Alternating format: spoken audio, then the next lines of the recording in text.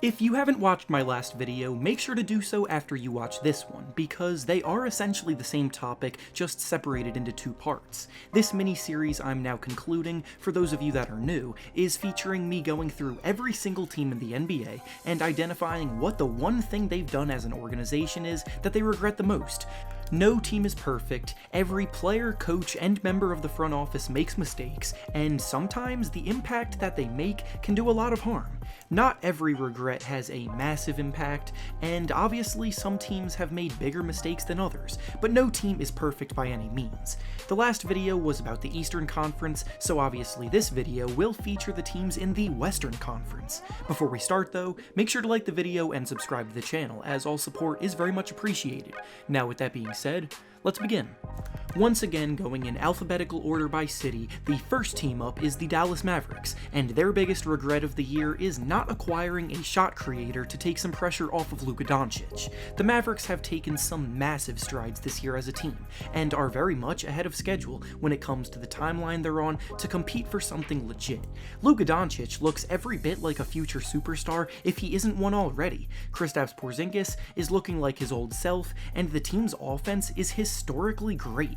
With all of that being said though, a lot is on Luka's shoulders to create not only for himself, but those around him as well. He has a lot of good shooters around him, and guys like Jalen Brunson and Delon Wright are solid ball handling options, but there really isn't another player on the team that creates offense for himself at a high level that can take the ball out of Luka's hands and give him a break, which could come into play later into the postseason.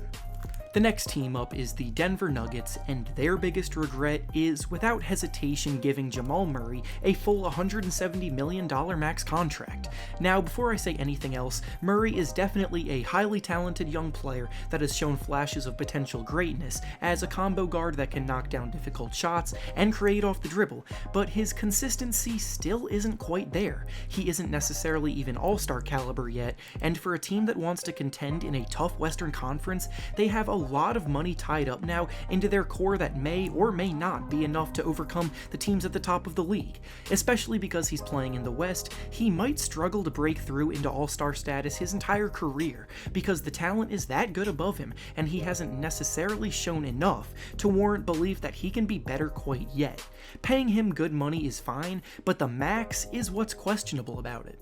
Next up is the Golden State Warriors, and their biggest regret was trading D'Angelo Russell for Andrew Wiggins. When Kevin Durant chose to leave the team last summer, he at least did so in a team-friendly way where he agreed to a sign and trade for young star D'Angelo Russell in return. Sure, his skill set seemed repetitive alongside Steph Curry, but when Curry went down with an injury very early in the year, it opened up an opportunity for Russell to flourish. He may not have been named an all-star like he was the previous year, but he was arguably having his best season as a pro, and in the NBA, you can never have too many playmakers. By shipping him off for Andrew Wiggins, the team took a huge gamble that, in my opinion, will not work out for them. Wiggins has always represented the exact opposite of everything the team values, and while many see him as a potential trade chip, I don't really think his value is as high as many think it is. Next up is the Houston Rockets, and their biggest regret is extending Eric Gordon in the summer. The Rockets are the only team that came close to beating the Warriors dynasty at full strength, but haven't been able to get over the hump. They so desperately want to take the next step, but money is as tight as ever right now, and Eric Gordon being set to make $19 million in 2023 is rough, considering he's having the worst year of his career at the moment.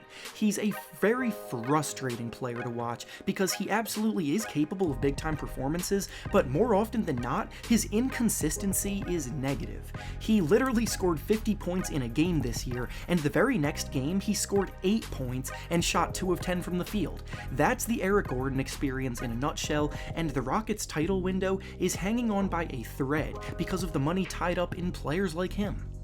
Next up is the Los Angeles Clippers, and their biggest regret is signing Rodney McGruder. Again, the Clippers really haven't made many mistakes, so I had to nitpick a little bit, but considering he's making $5 million to play just the 12th most minutes on the team and essentially be out of the team's rotation just seems like a waste of money, and with championship caliber teams, everything needs to be perfect for them to reach their goals. The road through the West is going to be tough, and the Clippers definitely do have plenty of weapons at their disposal, but had they spent that $5 million better, they would be even more dangerous. Up next is the Los Angeles Lakers, and their biggest regret is re-signing Rajon Rondo.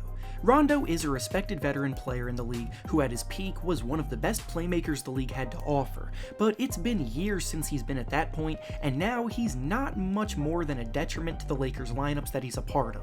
He and LeBron just do not mesh well together at all on the court. The team more often than not does worse statistically with him out there, and his defense is a struggle nowadays. Sure, he brings veteran leadership and is probably a good player to have around the locker room, but because of his status, he's going to continue getting minutes, and that could hurt the Lakers in the long run. Up next is the Memphis Grizzlies, and their biggest regret is trading for Gorgui Dieng. If I asked you to name the highest paid player on the Grizzlies, you would probably guess someone like Ja Morant, who was guaranteed a nice paycheck for being selected second overall, or Jonas Valanciunas, who just signed a nice deal not too long ago and actually plays up to the money. But it's actually none other than Gorgui Dieng, a 30-year-old mediocre backup center.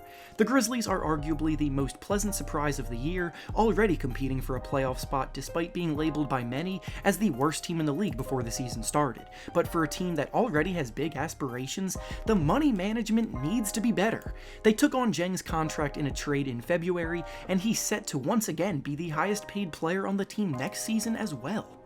Next up is the Minnesota Timberwolves, and their biggest regret is not being able to sign D'Angelo Russell in free agency. Sure, things ultimately played out in a way where he ended up on the team anyway, but they really wanted him in free agency, and had they been able to lock up a deal back then, they still would have Andrew Wiggins, who could have been used to trade for other assets instead of Russell himself.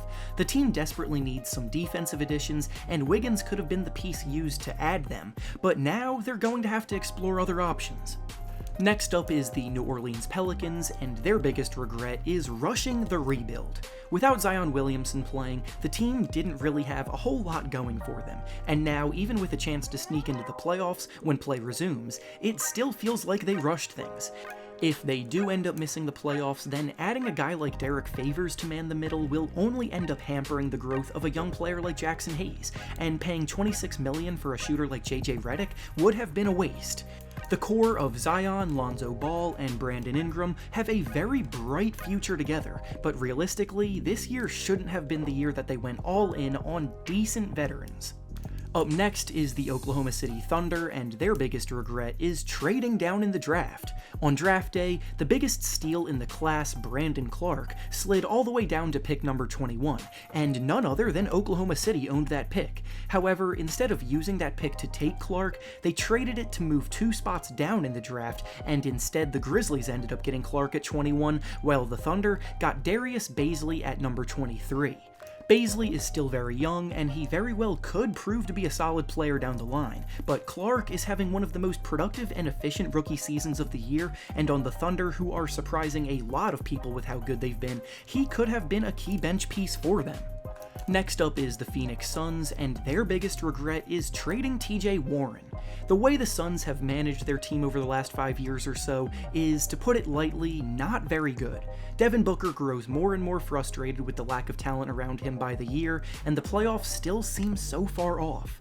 Looking back, the TJ Warren trade was literally as lopsided as a trade can possibly be, as the Suns traded him and a second-round pick in return for nothing more than cash considerations.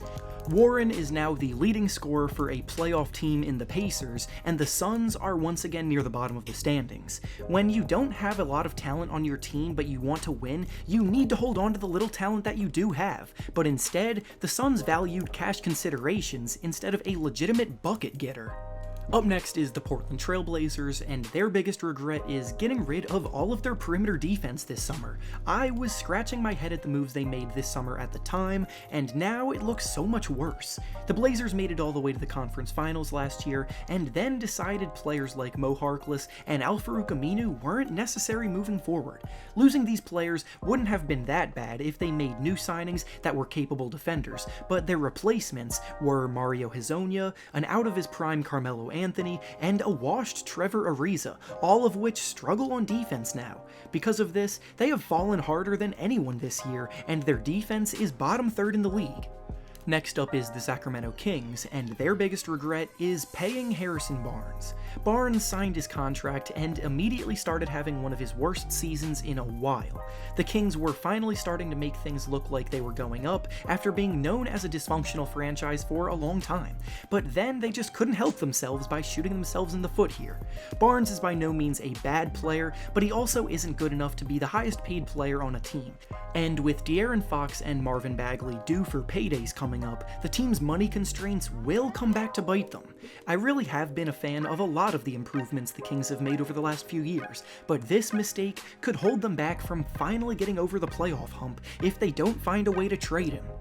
Next up is the San Antonio Spurs, and their biggest regret of the season is trading Davis Bertans. Now, I do completely understand that they got screwed over by Marcus Morris going back on his word after agreeing in principle to sign with them, so the Bertans trade was made solely for the purpose of signing Morris later. But then Morris backed out of his deal, and without either Morris or Bertans, they got left in a bad spot. Ultimately, being so willing to trade one of the best shooters in the league for the chance at a slight upgrade cost them, and now their playoff streak seems to be all but over. And finally, the last team up is the Utah Jazz, and their biggest regret of the year is not having their players take the COVID pandemic more seriously. Rudy Gobert infamously got diagnosed with the illness shortly after he concluded a press conference by mocking the seriousness of the situation, and after that, it got discovered that he actually infected teammate Donovan Mitchell as well. Now their relationship is reportedly down the drain, chemistry issues could presume when the game starts back up, and it all could have been avoided if Gobert took the serious precautions when he was sick. And with that being said, that's all I have for you today. Make sure to like the video, subscribe to the channel, and comment down below what you think some of these teams' biggest regrets are. Thanks for watching, and I'll see you all next time.